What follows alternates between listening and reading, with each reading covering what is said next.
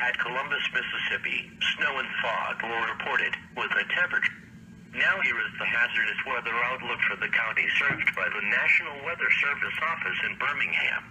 For this afternoon and tonight, a winter storm system will move through and has the potential to produce accumulating snow and sleet with 2 to 6 inches possible, with locally higher amounts across the northern half of central Alabama by tonight.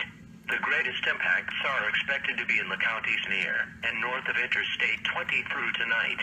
Given the expected track and intensity of this system, there will likely be a tight gradient and accumulating winter precipitation. And now the extended outlook for the period Thursday through Tuesday.